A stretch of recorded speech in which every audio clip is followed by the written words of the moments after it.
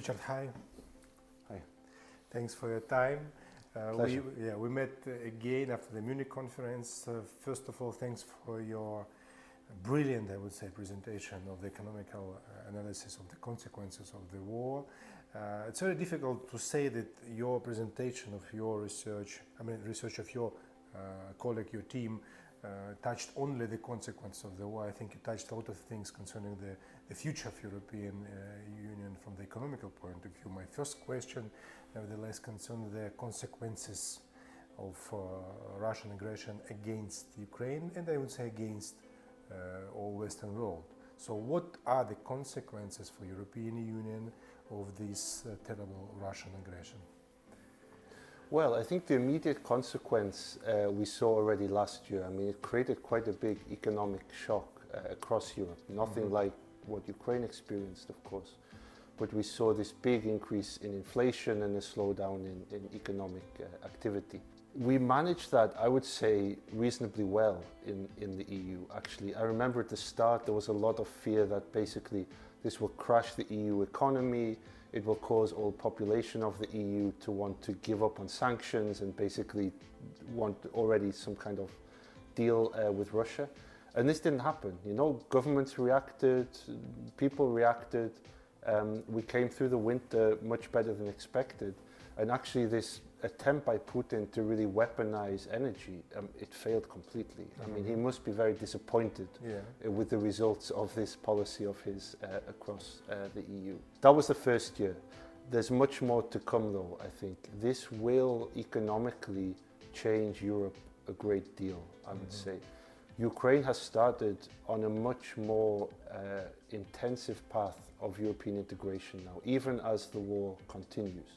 Ukraine was already integrating with the EU before with the association agreements and the DCFTA, but this has now intensified a lot in agriculture, in energy and other directions. And for me it's clear now the path of Ukraine for the future is towards the EU. This integration economically will intensify and this will change the EU. EU integration, economic integration and expansion especially has really stalled in the last 10 years. It's 10 years since anybody joined the EU. The process of European integration has been moving very slowly in Southeast Europe, in the Western Balkans. And now we have Ukraine, we have Moldova, feasibly also Georgia, joining the accession process. And I think it will have very big consequences in the EU. Last year, our country, as well as Moldova, became an official candidate for the integration to the European Union. So is it a unique experience and a precedent for the European Union? Because some experts say that it was political step. So what examples of positive examples, of positive integration of other countries which were earlier in the European Union we can follow and research for such kind of circumstances now? Yeah, I think it's probably not too controversial to say that in general the accession process has become more politicized in recent years, not specific to Ukraine, in maybe some positive and in some negative ways. But I think it's clear that the support is there to integrate Ukraine into the EU. There's an awareness that that will be a lot of work, it may take some time. But I think there's a willingness to do what it takes to bring Ukraine into the EU. I think we feel that on the EU side. And I think there are good precedents for this. The EU has experience of integrating post-conflict countries. The last country to join was Croatia, which not that long ago itself was in a war. But I think the models for Ukraine really are countries like Poland, which joined now almost 20 years ago, and Spain, which joined now quite a long time because ago. Because of size? Because of the size, because of the importance of the agricultural sector, because of having a relatively low level of economic development relative to the EU average at the starting point, now at the start of the accession process.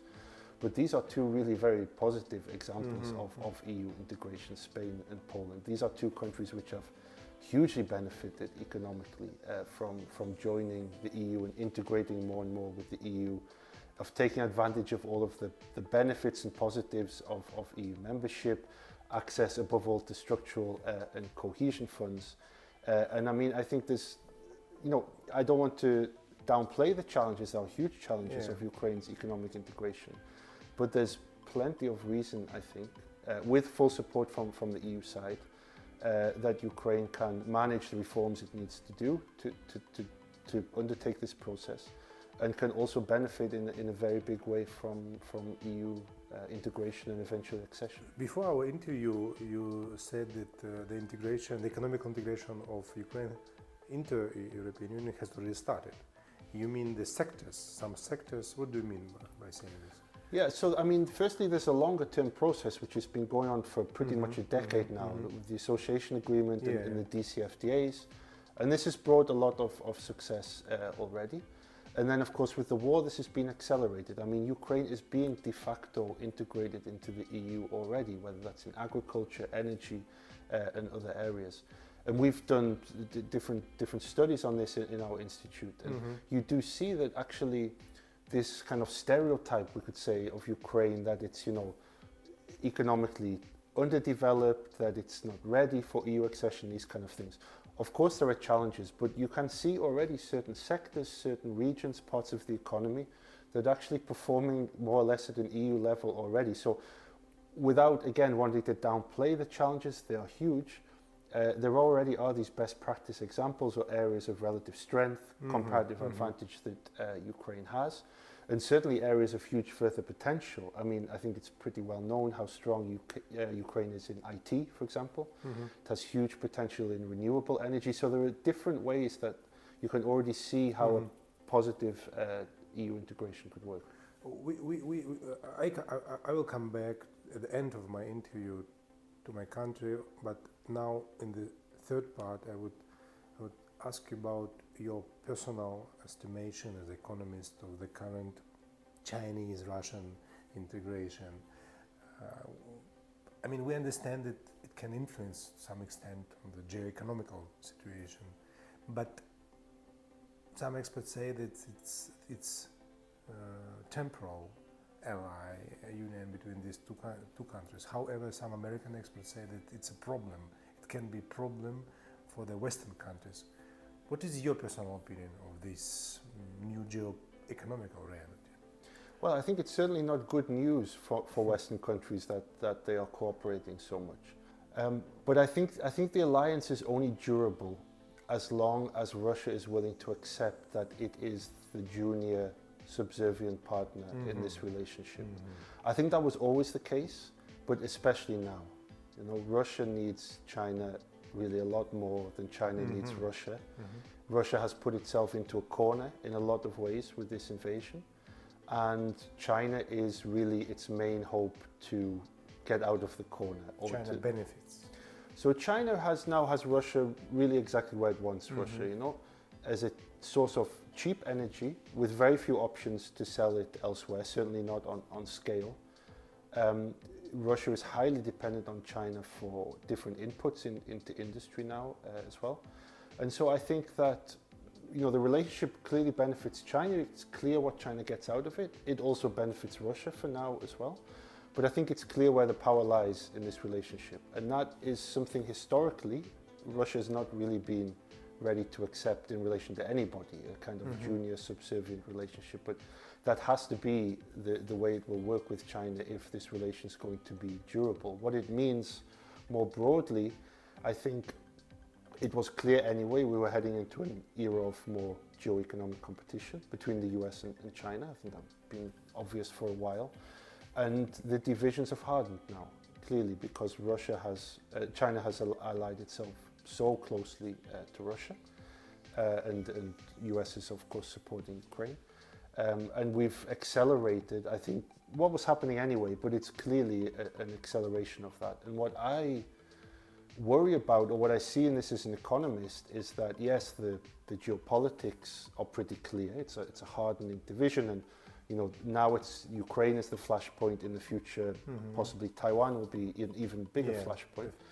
But economically, there is so much integration between the US and China. I mean, they're so intertwined economically that if we really move towards a kind of new Cold War scenario and real decoupling, driven by the geopolitics, it's going to have pretty big economic consequences, negative economic consequences for the global economy. And I think we're all going to feel that. So these so-called allies, is it challenge for the Western countries, or it's a logical step which is made by Russia and China in the current geopolitical circumstances? How you regard this situation, or it's just a hybrid? We cannot give one side answer. I would say a very strict answer about what will going on further. No, I think it's certainly a challenge. I think we would prefer that it's not like this, and I think that one of the areas that we certainly see, and that's what I was presenting in Munich, is that in the area around the EU, Ukraine obviously being part of that region, but especially in Southeast Europe, in North Africa, in parts of the Caucasus, South Caucasus, you see that Russia and especially China already play a pretty big role economically as well. And so again, if we move in this direction of really harder decoupling, and we have a Western bloc and a Chinese-Russian bloc, that's going to have really big consequences in lots of the region around the EU, including in accession in candidate countries in the Western Balkans. So that's another, I think, big negative for us of all of this. Yeah, I absolutely agree with you. So we just wait and to see how it influences everything. The thing we cannot wait, this is restoration of Ukraine. This is my last question. And I was in Lugano, I was in different places where a lot of different experts, politicians speaking about restoration of Ukraine and other things. This is very important, but which we need these context steps. So what do you think about this process? Should we start again already and think about it, and maybe to prepare some kind of new projects, I don't know, new economical reality of this thing, or we just wait for the end of the war and then to see what we can do? What is your personal estimation as economist? I think it's right that we are already preparing now. The Ukrainian government is preparing, the EU is preparing, the US is preparing, and I think that's right. It's never too early to start on a task this big. It will be a huge job. The reconstruction, we know it's 400, 500 billion at least. We know that the destruction of human life, of physical infrastructure, of energy infrastructure is enormous. And if the war continues for longer, which is unfortunately a possibility, we cannot rule out, then the destruction will be even bigger, and the rebuilding costs and work will be even bigger. And so I think we have to plan for this, and we have to think about this in terms of infrastructure.